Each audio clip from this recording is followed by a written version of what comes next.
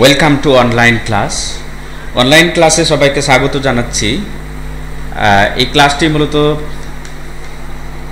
আলিম first year ছাত্রদের জন্য first paper.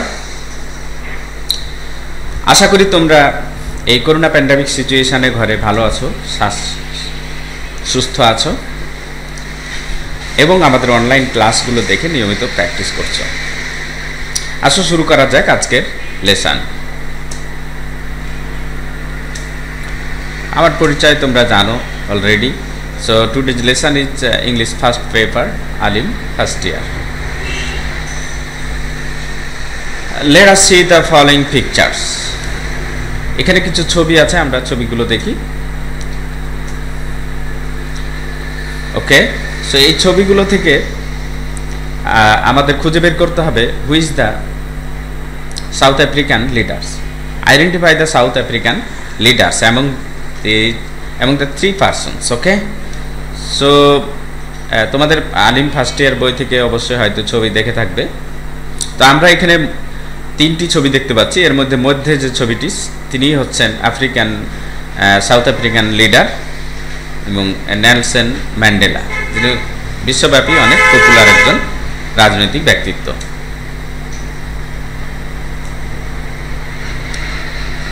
আসো আমরা জেনে নিই learning outcomes. Hour today's topic আগেই বলেছি, Nelson Mandela. I like friend who have independent minds because they tend to make you see problems from all angles. Okay, so এইটা কিন্তু একটা গুরুত্বপূর্ণ কথা যে I like friends who have independent minds. স্বাধীন চেতা মানুষদেরকে আমি পছন্দ করি, কারণ তারা মানুষের সমস্যা সমাধানে চতুর্দিক থেকে, সকল অ্যাঙ্গেল থেকে সাহায্য করতে পারে বা করে থাকে। ওকে, so unit 1 lesson 2. You have seen this chapter in your book already.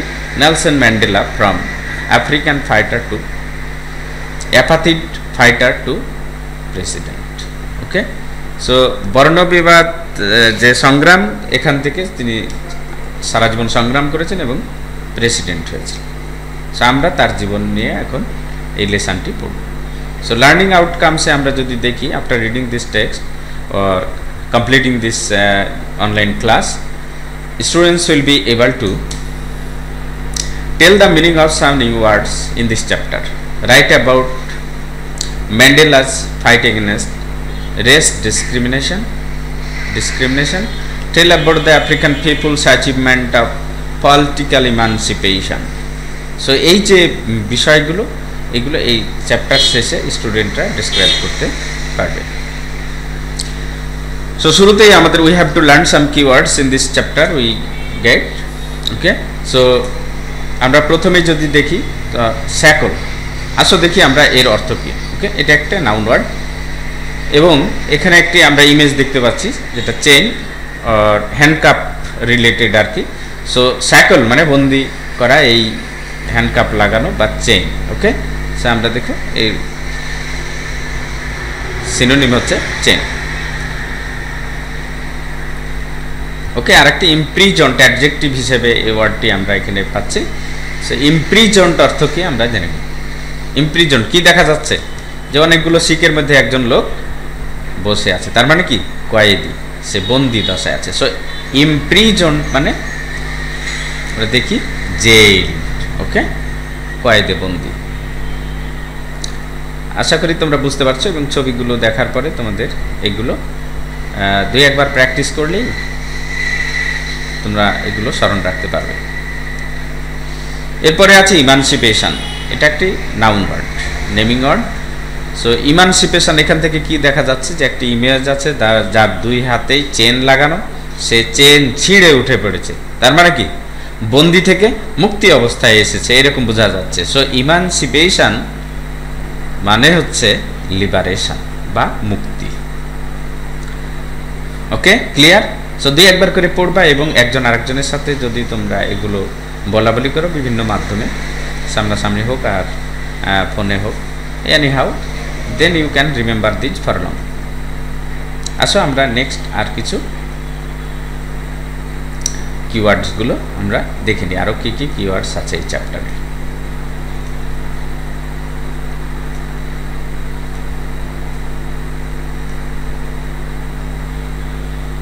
ওকে, চাষন, এটি একটি নাউন ওয়ার্ড।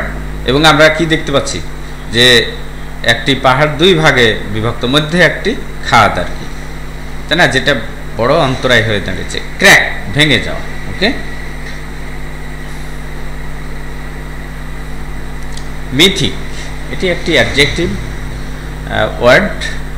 এবং এখানে আমরা কি দেখতে পাচ্ছি, যেন একটা ভৌতিক ব্যাপার স্যাপার এখানে দেখা যাচ্ছে, যেটা ইংলিশ লিটারেচারে বিভিন্ন মিথিক গল্প টল্প আছে, রূপকথার গল্প।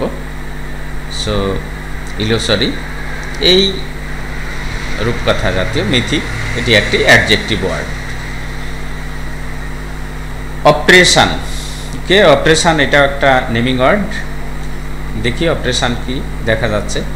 আমরা এখানে দেখতে পাচ্ছি ইমেজে যে দুইটি মানুষকে মানে পদদলিত করা হচ্ছে কিছু দিয়ে, হ্যাঁ, দোলন চলছে, তাদের উপর পীড়ন চলছে। সো রিপ্রেশন, একে এর একটি সিনোনিম রিপ্রেশন। অপারেশন মানে নির্যাতন করা, আমরা এখানে ইমেজে দেখতে পাচ্ছি। আশা করি এই ইমেজগুলো তোমরা দেখে ওয়ার্ড মিনিংগুলো, নতুন নতুন এই নিউ ওয়ার্ডসগুলো তোমরা সহজে মনে রাখতে পারবে এবং প্যাসেজে এগুলো সঠিকভাবে ব্যবহার করতে পারবে। আসো দেখি আরও কিছু কিওয়ার্ড আমরা জেনে নিই। রিকনসিলিয়েশন, এটা একটা নেমিং ওয়ার্ড। সো এখানে কি দেখা যাচ্ছে যে দুইজনের মধ্যে কোনো একটা মীমাংসা জাতীয় এরকম বোঝা যাচ্ছে, তাই না? সো রিকনসিলিয়েশন হচ্ছে রিইউনিয়ন, মানে পুনরায় কোনো বিষয়ে একমত পোষণ করা। ওকে, এরপরে হচ্ছে নেগোসিয়েশন, এটাও একটি নেমিং ওয়ার্ড। নেগোসিয়েট করা বা নেগোসিয়েশন করা, দুইয়ের মধ্যে বা কোনো বিষয়ে আলোচনা, কথোপকথনের মাধ্যমে সেটেল করা, এটাই হচ্ছে নেগোসিয়েশন, ডিসকাশন, আলোচনা। ওকে, এরপরে দেখো আরেকটি ওয়ার্ড আমরা এখানে পেয়েছি, পিস। এটা একটি নেমিং ওয়ার্ড। সো পিস হচ্ছে কি, একটি পাখি দেখা যাচ্ছে এখানে, পায়রা। তো পায়রা একটি সবুজ কিছু যেন পাতা নিয়ে যাচ্ছে, তার মানে কি শান্তির বার্তা, এটা দিয়ে কি বোঝানো হয়েছে, শান্তির বার্তা। সো পিস মানে শান্তি, ট্রাঙ্কুইলিটি। আশা করি তোমরা এই ওয়ার্ডগুলো বইয়ে আছে, তারপরেও এখন খাতায় লিখে নিয়েছো। লিখে না থাকলে অবশ্যই এগুলো লিখে নেবে, কারণ লিখলে বেশি মনে থাকে এবং বারবার এগুলো প্র্যাকটিস করবে। সো আমরা এখন চলে যাই, তোমরা সবাই বইয়ে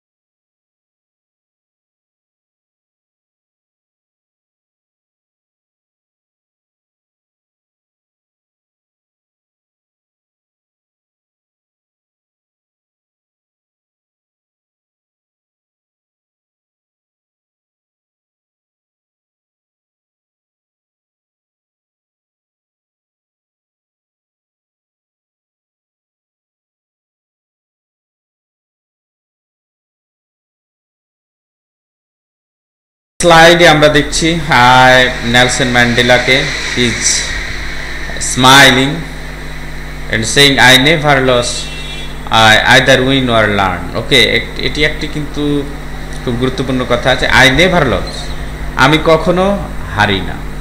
আই নেভার লুজ, আমি কখনো হারি না। আই আইদার উইন, হয় আমি জয়লাভ করি, অর লার্ন, অথবা সেখান থেকে আমি শিখি, কিন্তু আমার হারা বলতে কিছু নেই। ওকে, আমাদেরও কিন্তু মনে রাখতে হবে যে আমরা কখনো কোথাও হারবো না, হয় জিতবো, না হয় ওখান থেকে আমরা শিখব ভবিষ্যতে কিভাবে জয় করা যায়। Okay, so Nelson Mandela guided South Africa from the shackles of apathy to a multi-racial democracy as an icon of peace and reconciliation who came to embody the struggle for justice around the world. খুব গুরুত্বপূর্ণ কথা। ওকে, তোমরা এগুলো বারবার পড়বে। Again, Nelson Mandela, in his old age, imprisoned for nearly 3 decades for his fight against white minority rules. প্রায় 3 decades, মানে 3 দশক। ওকে, হ্যাঁ, জেলে থেকেও সে কি করেছে, নিজেকে শেষ করেছে, জেলে থেকেও কষ্ট ভোগ করেছে, কিন্তু কখনোই সে দাবি আদায়ের কথা ভুলে যায়নি, মানুষের জন্য লড়ার কথা, মানুষের যে ব্ল্যাক মাইনরিটি যে রাইট সেটা অর্জনের কথা কখনোই সে ভুলে যায় না। Mandela never lost his resolve to fight for his people's emancipation, মানুষের মুক্তির জন্য সে সর্বদাই চিন্তা করেছে, যুদ্ধ করেছে, এবং জেলে থেকেও নিজে কষ্ট পেয়েছে, কিন্তু এটাকে সে ছাড়েনি, সংগ্রাম করে গেছে।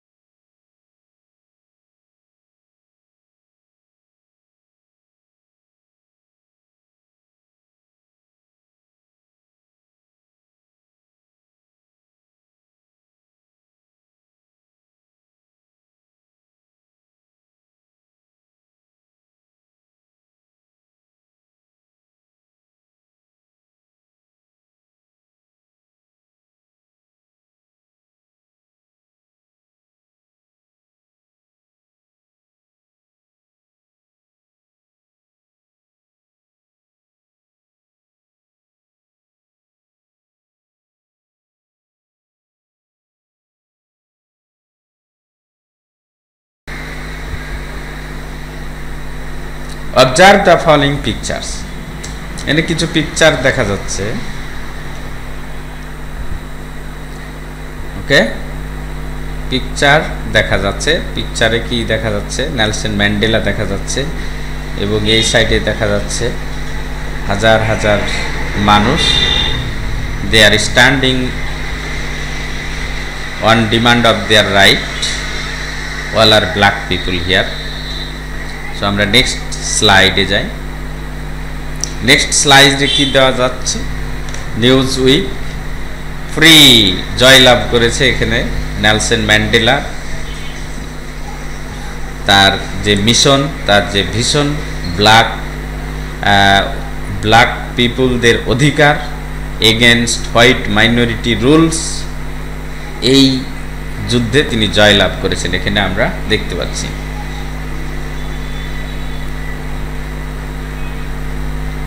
Okay, so now Nelson Mandela is president of South Africa and renowned leader.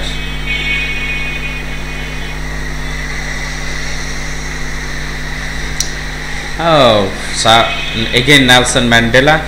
On May 10, Nelson Mandela became the first black president of South Africa in 1994. So South আফ্রিকায় প্রথম ব্ল্যাক প্রেসিডেন্ট হয়েছে 1994-এ, সেটা হলো নেলসন ম্যান্ডেলা। After fighting for long duration about 3 decades in jail against white minority rules. So আশা করি তোমরা বুঝতে পারছো, তোমাদের ওই স্টাডিতে লেগে থাকতে হবে নেলসন ম্যান্ডেলার মতো। অবশ্যই of course you will do better in your every step in your future. Okay, next slide আমরা দেখি। ইনস্ট্যান্ট ওয়ার্ক, এখানে কিছু কাজ আছে, তোমরা ইনস্ট্যান্টলি করে ফেলতে পারো based on the passage this video.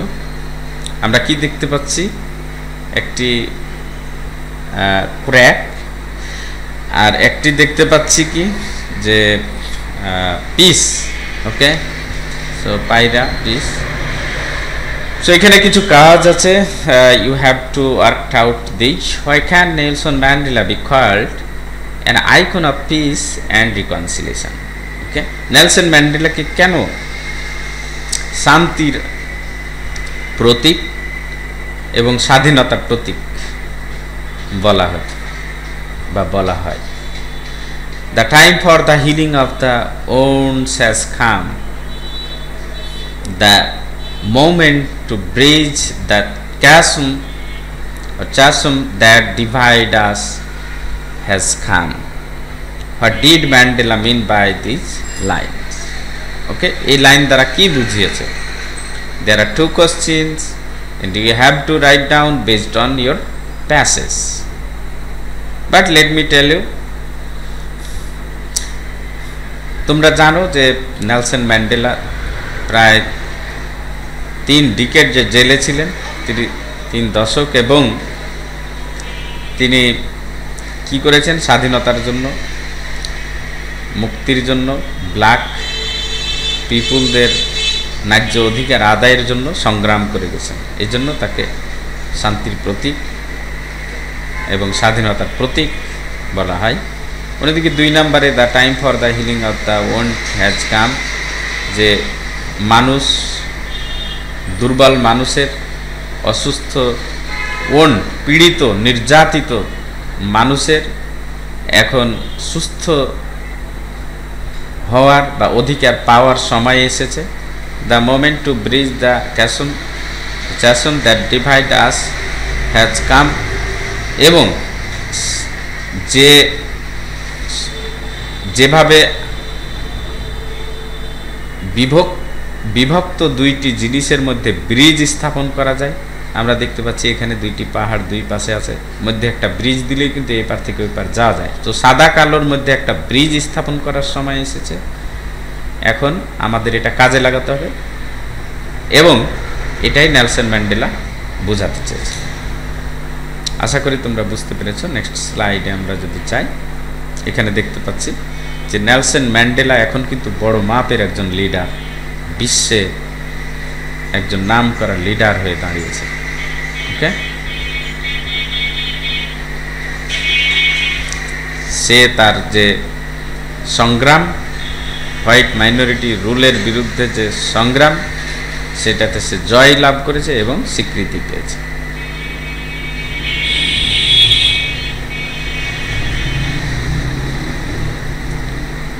আর একটু টেস্ট ওয়ার্ক আমরা করতে পারি for betterment of this learning lessons.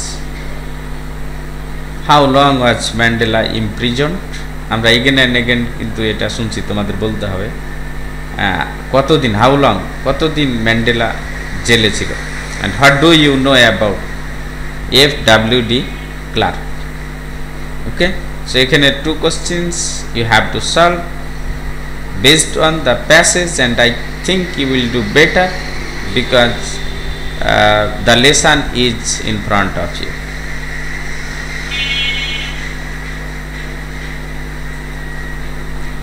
Try yourself. If you find problem, then of course I'll help you.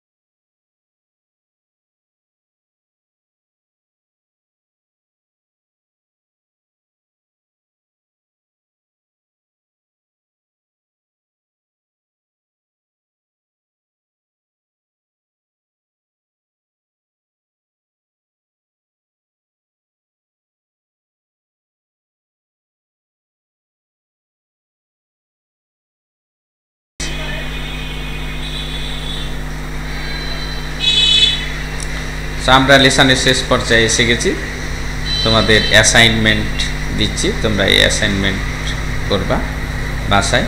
Write a summary of the passage. এই প্যাসেজের মূল বক্তব্যটা কি? এই যে হোয়াইট মাইনরিটি রুলের বিরুদ্ধে নেলসন ম্যান্ডেলা যে লড়াই করলো এবং শেষ পর্যন্ত জয়ী হলো, দীর্ঘদিন জেলে থাকলো এবং সে যে ইমানসিপেশনের জন্য লড়লো, এই বিষয়গুলো লিখে এবং শেষ পর্যন্ত সে কী হয়েছিল? South African president. সো তার এই ঘটনাবহুল জীবনকে কেন্দ্র করে একটি এই প্যাসেজের উপর একটি সামারি লিখবে। সো আশা করি তোমরা বুঝতে পেরেছ। আজকে এ পর্যন্তই। তোমরা এগুলো স্টাডি করবে এবং এই অ্যাসাইনমেন্টটি তৈরি করে আমার কাছে অনলাইনে পাঠাতে পারো। আশা করি তোমরা এই লেসনটি ভালোভাবে ওয়ার্কআউট করলেই এই লেসনের উপর যে কোনো ধরনের প্রশ্ন উত্তর তোমরা করতে পারবে। তো আজ এ পর্যন্তই। পরবর্তী ক্লাসের আমরা নিয়ে আসব এরকমই কোনো একটি বিষয়। তার আগে অবশ্যই এই চ্যাপ্টারটি তোমরা আরও ভালোভাবে প্র্যাকটিস করবে। So thanks everybody. সবার সুস্থতা কামনা করে শেষ করছি।